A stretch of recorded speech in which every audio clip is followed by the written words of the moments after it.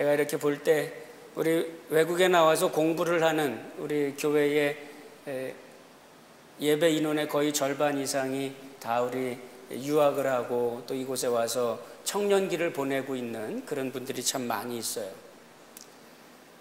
그런데 제가 볼 때는 외국에 나와서 이렇게 공부를 하고 하는 이 공부하는 사람들이 한국에서 생각을 해보면 한국 인구의 5% 정도 든다고 그래요.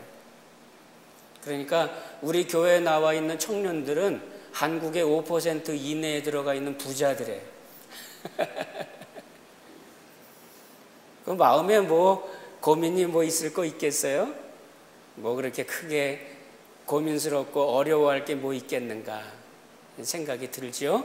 그런데 가끔씩 이렇게 기도 제목을 이야기를 하고 또 이렇게 얘기하는 걸 들어보면 마음에 뭔가 알 수 없는, 저에게 얘기할 수 없는 어떤 마음의 고민들이 있어요. 고생이 있다는 거죠. 고난이 있다는 겁니다. 우리 생각에는 뭐 그렇게 고민이 있을 게 있나? 그것이 아닌 것 같아요. 나름대로 겪는 갈등과 고민들이 많이 있더라는 거죠. 그러면 그 고난은 왜 우리들에게 주어지는가? 우리들의 눈물을 빼게 만드는 그 고난은 왜 우리들에게 오는가? 그것에 대해서 베드로전서 2장은 이렇게 얘기합니다. 19절에 애매히 고난을 받아도 하나님을 생각함으로 슬픔을 참으면 이는 아름다우나 죄가 있어 매를 맞고 참으면 무슨 칭찬이 있으리요. 오직 선을 행함으로 고난을 받고 참으면 이는 하나님 앞에 아름다우니라.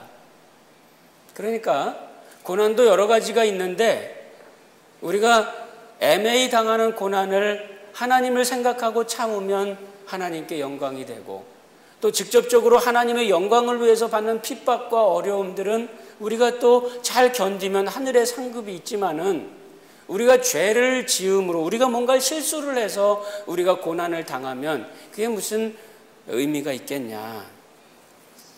그렇죠. 고난에도 몇 가지 있는데 잘못하지도 않았는데 내가 고난을 받는다. 그저 나는 열심히 신앙생활을 했을 뿐인데 왜 나에게 이런 어려움이 오는가.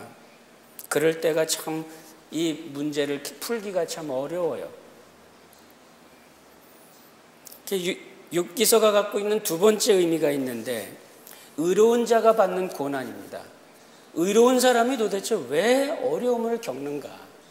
어려움을 겪고 힘든 일이 오면 가끔씩 우리가 사업이 내가 열심히 했는데 하나님의 일도 열심히 하고 내가 사업도 최선을 다해서 섬겼고 그런데 어려움이 찾아온다. 그 의미는 도대체 무엇인가? 왜 의로운 사람이 고난을 당하는가? 생각이 좀 짧은 사람들은 뭐 어려운 일이 닥치면은 당장에 손가락질하면서 올바르게 한다고 그러면서 보이지 않는 데서 얼마나 죄를 많이 졌길래 저런 고난을 당하는가 이러죠. 근데 그거는 믿음이 없는 사람들이 하는 얘기예요. 그런 말을 하면 안 됩니다.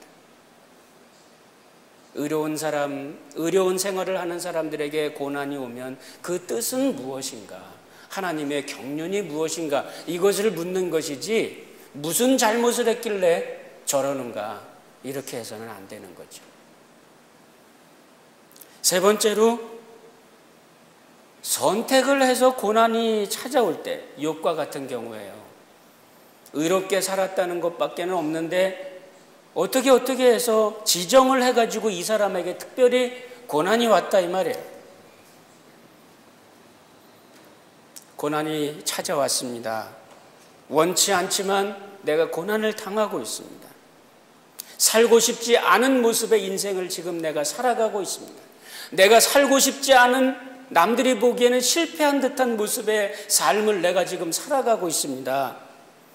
그 뜻은 무엇일까? 네 번째는 원인을 알 수 없는 고난이 찾아옵니다. 원망이 우리 속에서 일어날 정도입니다. 도대체 하나님 왜 이렇습니까? 도대체 하나님 왜 이렇게 나에게 어려움을 줍니까? 다섯 번째 마지막으로 모르면서도 믿고 따라가는 의미가 있다는 거죠. 원망하지 않습니다. 좌절하지 않습니다. 나에게 지금 어려움이 있지만 이 어려움의 뜻이 분명히 있을 것이다. 지금은 내가 알 수 없다. 그러나 하나님께서 알고 계십니까? 하나님을 믿는 믿음으로 내가 믿고 따라간다. 그 고백의 의미가 성경에 욥기서가 갖고 있는 의미가 있습니다. 나는 막연한 것 같습니다. 그러나 하나님은 계획적입니다. 오늘 성경은 그렇게 얘기합니다. 오직 그가 아시나니 그가 나를 단련하신 후에는 내가 정금같이 나오리라.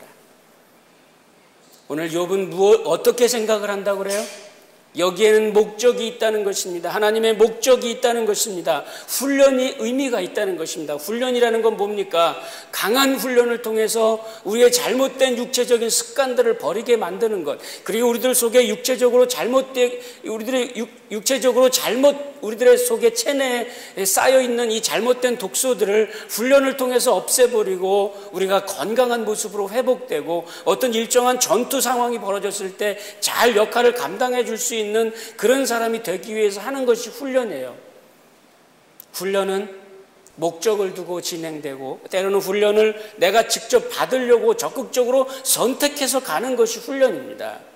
욥은 오늘 이 상황에 대해서 그렇게 생각할 뿐입니다. 하나님, 나는 지금 모릅니다. 그러나 하나님, 내가 분명히 믿는 것은 그가 나를 단련하신 후에는 내가 정금같이 나오리라. 하나님께서 나를 이 훈련 과정을 지나서서는 하나님께서 나에게 더 큰 또 놀라운 하나님의 계획을 하나님 나에게 보여주실 것이라고 하는 믿음의 고백을 하나님께 드리는 것입니다. 믿습니까? 어려움이 찾아오고 질병으로 힘들 때 하나님, 내가 열심히 교회 일하고 열심히 섬기는데 왜 하나님 이것 좀 해결해 주지 않습니까? 지금은 모릅니다. 지금은 어려울 수도 있습니다. 나는 막연한 것 같지만 그러나 하나님은 계획이 있는 것을 믿으시기 바랍니다. 하나님은 계획이 있습니다. 역사가 토인비는 그런 말을 합니다. 역사에 대한 오랜 연구 끝에 역사는 무엇을 말하는가? 첫 번째로 사람 마음대로 되는 게 아니다. 두 번째로 하나님 마음대로 된다. 그러니까 하나님의 마음을 아는 지혜가 있어야 역사를 이해할 수 있다. 이렇게 얘기합니다. 세 번째로 버려지는 현실이 없다는 겁니다. 역사가는 말합니다. 작은 일에서 큰 일까지 알고 보면 다 의미가 있다는 거예요. 의미 없는 것은 없다. 버려지는 현실은 없다는 겁니다. 버려지는 이 시간은, 버려지는 현실은 있지 않다는 겁니다. 모든 주어진 시간들이, 주어진 역사들이 다 의미를 담고 버려지는 사건, 버려지는 일들은 없다는 겁니다. 여러분들의 인생에 잘못해서 실수해서 잘못 나가는 시간들이 있다 그럴지라도 하나님은 절대 버리지 않습니다. 하나님은 절대 무의미하게 그 시간을 하나님은 버리시지 않습니다. 믿습니까? 우리는 잘못해서 버리는 시간 같더라 할지라도, 우리는 잘못해서 나의 기억에서도 다 버려버리고 싶은 그런 시간이라 그럴지라도 하나님을 사랑하는 자, 그 뜻대로 부르심을 입은 모든 자들에게는 모든 일이 합력하여 선을 이룰 것이라고 믿는 믿음, 믿습니까? 거기에 의미가 있는 겁니다.